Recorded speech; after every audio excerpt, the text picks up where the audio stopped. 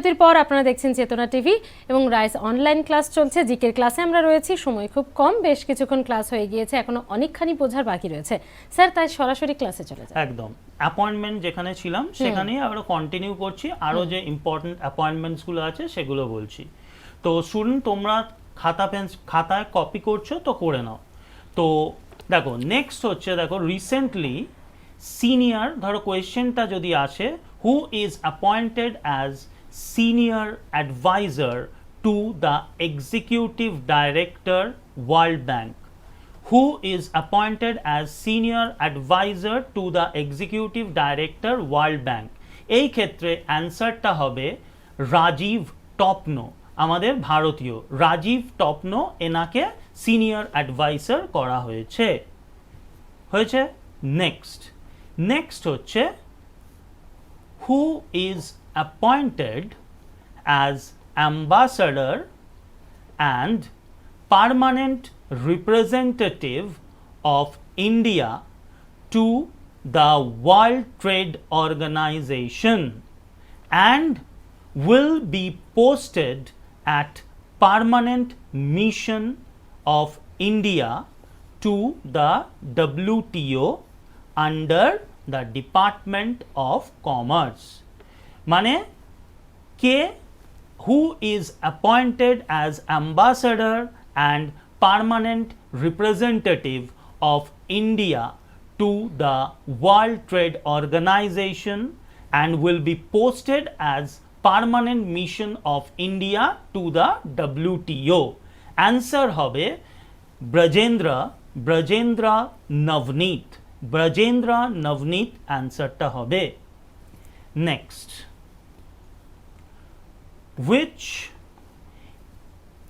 which Indian origin is appointed as chairperson for the next 3 years and first Indian origin to chair from United Kingdom। মানে BAFTA কোয়েশ্চেনটা যদি আসে, BAFTA has appointed as its chairman for the next 3 years who is the first Indian origin chair from the UK। Answer হবে Krishnendu মজুমদারকে appoint করা হয়েছে as chairperson। Next, who is the ethic officer and ombudsman of BCCI? Who is the ethics officer and ombudsman of BCCI who got 1 year extension due to COVID-19 situation? COVID-19 সিচুয়েশনে প্যান্ডেমিকের জন্য ওনাকে 1 বছরের extend করা হয়েছে। Answer is former supreme court জাজ D K Jain. তাহলে D K জৈনকে ethics officer and ombudsman of BCCI করা হয়েছে। Next, who is the new chairman of global board of director in US India business council? তাহলে যদি কোয়েশ্চেনটা আসে, who is appointed as chairman of global board of directors in US India business council, answer হবে Vijay Advani. Next, who is the 8th prime minister of Malaysia? 8th prime minister of Malaysia যদি জিজ্ঞেস করে তো answer হবে মাইনুদ্দিন বিন হাজি মোহাম্মদ ইয়াসিন।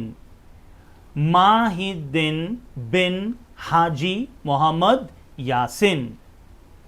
আচ্ছা, next যদি জিজ্ঞাসা করে, who is elected as Director General of World Intellectual Property Organization? এই কোয়েশ্চেনটা জিজ্ঞেস করলে অ্যান্সার হবে ড্যারেন ট্যাং। ইনি সিঙ্গাপুরের সিটিজেন ড্যারেন ট্যাং। ইনি ডাইরেক্টর জেনারেল অফ WIPO মানে ওয়ার্ল্ড ইন্টেলেকচুয়াল প্রপার্টি অর্গানাইজেশনের ইলেক্টেড হয়েছেন। Next, who has become the first woman to be promoted as Deputy Inspector General মানে DIG of Indian Coast Guard। মানে কোয়েশ্চেনটা যদি করে who is the first Indian woman বা first woman to be promoted as Deputy Inspector of Indian Coast Guard, অ্যান্সারটা হবে নূপুর কুলশ্রেষ্ঠা। নূপুর কুলশ্রেষ্ঠা। তো এই হচ্ছে লাস্ট 3 মান্থসের অ্যাপয়েন্টমেন্টস। তো আশা করি ব্রেকের আগেও যে অ্যাপয়েন্টমেন্টসগুলো পড়েছো সেগুলো তুমি কপি করেছো, আর এখন যেগুলো বললাম সেগুলো কপি করেছো। আচ্ছা, নেক্সট একটা টপিক বলছি, সেটা হচ্ছে এই বছরের অপারেশন। অপারেশন মানে অভিযান। মানে যেহেতু ভারতীয় সেনাবাহিনী বলো, বায়ুসেনা বলো বা নৌসেনা বলো, এরা অভিযান চালায়। ত্রাণেরও অভিযান হতে পারে বা যুদ্ধক্ষেত্রে, সব ক্ষেত্রেই যে কোনো ক্ষেত্রেই অভিযান হতে পারে। তো সেগুলোকে বলা হয় অপারেশন। তো এই লকডাউন পিরিয়ডে যে 4টে অপারেশন হয়েছে সেগুলো বলছি। যেমন প্রথমেই বলছি operation namaste. Indian army code named its anti-COVID-19 campaign to help government in its fight against the pandemic। মানে হচ্ছে ইন্ডিয়ান আর্মি এই যে কোভিড ক্যাম্পেইন যেটা কেন্দ্র সরকার করেছে সেখানে ভারতীয় সরকারকে সাহায্য করবে to overcome from this pandemic. Okay, next হচ্ছে অপারেশন সঞ্জীবনী। অপারেশন সঞ্জীবনী হচ্ছে এটা ভারতীয় বায়ুসেনা করেছিল।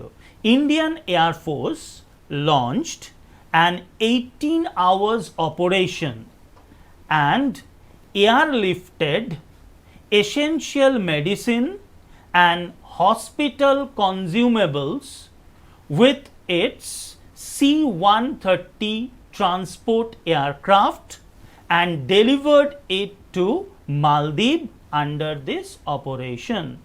মানে হচ্ছে ইন্ডিয়ান এয়ারফোর্স এই অপারেশনটা টানা 18 ঘন্টা চালিয়েছিল। কি করেছিল? Essential medicine as well as হসপিটালের যে নিডসগুলো দরকার সেগুলো সেগুলোকে ডেলিভার করেছিল মালদ্বীপকে। মানে মালদ্বীপকে সাহায্য করেছিল এই অপারেশনে এসেনশিয়াল মেডিসিন আর হসপিটাল গুডস দিয়ে। নেক্সট হচ্ছে অপারেশন সমুদ্র সেতু। অপারেশন সমুদ্র সেতুটা হচ্ছে ভারতীয় নৌবাহিনী লঞ্চ করে। ভারতীয় নৌবাহিনীর 2টি জাহাজ, যার নাম হচ্ছে INS জলেশওয়া অ্যান্ড INS মগর, যারা মালয়েশিয়াতে যে ইন্ডিয়ান ন্যাশনালরা যে ওখানে যে আটকে ছিল তাদেরকে উদ্ধার করে আমাদের দেশে ফিরিয়ে এনেছিল। It's a part of Vande Bharat mission. Vande Bharat mission মানে বিদেশ থেকে আমাদের দেশে যারা আর কি রয়েছেন, বিদেশ থেকে প্রবাসী ভারতীয়দের আমাদের দেশে ফিরিয়ে আনাই হচ্ছে মেন উদ্দেশ্য। তো ইংলিশে এটা বলে দিচ্ছি, Indian navy has launched operation সমুদ্র সেতু as a part of national efforts to repatriate Indian national stranded in Maldives due to COVID-19 chaos. COVID-19 chaos. 2 ship যেটা বললাম INS Jalashwa and INS Magar are en routed for this operation as part of Bande Bharat mission। আচ্ছা, last operation হচ্ছে operation desert chase, যেটা একদম recent এই মান্থেই হয়েছে। এটা হচ্ছে রাজস্থান পুলিশ রিসেন্টলি 2জন সিভিল ডিফেন্স এমপ্লয়ীদের ধরেছিল, যার নাম বিলাস কুমার আর চিমল লাল, যারা মানে আমাদের দেশের মিলিটারি ইন্টেলিজেন্স যে গোপন তথ্য সেগুলো পাকিস্তানের আইএসআই এর কাছে পাচার করে দিচ্ছিল। গুপ্তচর হিসেবে তারা ছিল, গুপ্তচর হিসেবে তারা কাজ করছিল আমাদের দেশের, তারা সরকারি কর্মী আর মিলিটারিদেরই কর্মী, তারা সেনসিটিভ ইস্যুগুলো পাকিস্তানের আইএসআই কে পাস করে দিচ্ছিল।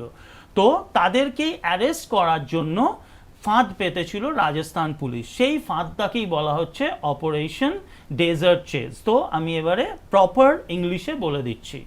Rajasthan police arrested 2 civil defence employees Bilas Kumar and Chimal Lal in Jaipur based military intelligence input.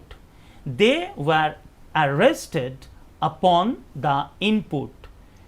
They were arrested upon the input that they were passing sensitive information to Pakistan spy agency ISI.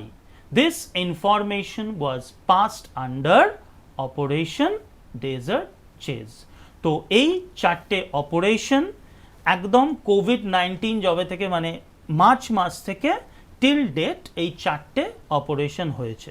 তো আজকে স্টুডেন্টসরা দেখো তোমাদের current অ্যাফেয়ার্সে 3টে জিনিস করালাম।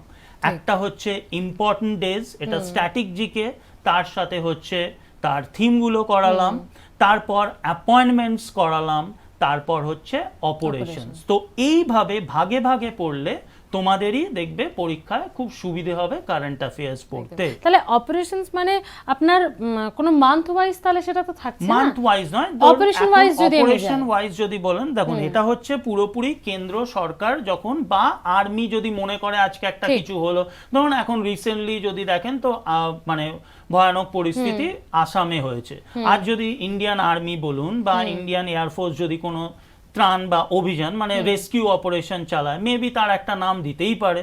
তো সেক্ষেত্রে তখন আবার স্টুডেন্টদের সেইটা পড়তে হবে। তো যখনই এগুলো হয়, এগুলো এইভাবে হয় না, এগুলো তো ডেইলি নিউজ পেপার ফলো করলে দেখা যায় যদি ইন্ডিয়ান নেভি বা আর্মি কিছু লঞ্চ করেছে সেক্ষেত্রে সেটা আবার অপারেশন হয়ে দাঁড়ায়, সেগুলো তখন পড়তে হয়। তো এইভাবেই এগুলোকে পড়তে হয়। অপারেশনস এর ক্ষেত্রে কি ধরনের প্রশ্ন আসতে পারে? অপারেশন নাকি ডেট দিয়ে নয়, অপারেশনে ধরুন দিল অপারেশন নমস্তে দিল, তার তলায় 4টে অপশন দিল। এবার ধরুন এই যে এত বড় করে তোমাদের স্টুডেন্টদের তোমাদের সুবিধার্থের জন্য বোঝানোর জন্য বলে দিলাম, এক্সামে কিন্তু এত বড় করে দেয় না, হয়তো দিল একটা লাইন অ্যান্টি কোভিড-19 ক্যাম্পেন, আরো 4টে অপশন দিল, বা ধরো দিল anti campaign anti COVID-19 campaign operation name বলে তলায় 4টে অপশন দিল। এই দুভাবেই ঘুরিয়ে দিতে পারে, এর বাইরে কিছু হয় না। আগে অ্যাপয়েন্টমেন্টের ক্ষেত্রেও তাই নয়, বলবে হু ইজ, বা জিজ্ঞেস করলো যে কে হয়েছে, এইভাবেই দেয়। মানে এখানে টুইস্টিং এর আর কোনো জায়গা নেই, এগুলো হচ্ছে সিম্পল, নয় এইভাবে নাহলে এইভাবে, এই দুভাবেই এগুলো আসে। শুধু মনে রাখাটা বিষয়, শুধু মনে রাখাটাই হচ্ছে এখানকার মেন ইস্যু। তো আশা করি এই যে জায়গাগুলো করানো হলো এগুলো স্টুডেন্টদের কাছে অনেকটাই সুবিধা হবে স্টুডেন্টসদের। একদম স্যার, অনেক ধন্যবাদ। আজকের মতো তো সময় শেষ হয়ে গিয়েছে, নেক্সট দিন আবারও দেখা হবে, সেই দিন আমরা অন্যান্য পয়েন্ট নিয়ে আলোচনা করব। স্যার অনেক ধন্যবাদ, এতক্ষণ আমাদের সঙ্গে ছিলেন। জিকের একটা সাবজেক্ট নিয়ে খুব সুন্দরভাবে বুঝিয়ে দিলেন স্যার সৌম্য মুখার্জি, এতক্ষণ রাইস এডুকেশনের তরফে তিনি আমাদের সঙ্গে ছিলেন। আপনারাও সকলে ভালো থাকুন, প্রিপারেশন সকলের ভালো হোক, রাইস এডুকেশন তো আপনাদের সঙ্গে অলওয়েজ রয়েছে। ভালো থাকুন, দেখতে থাকুন চেতনা টিভি। নমস্কার। নমস্কার।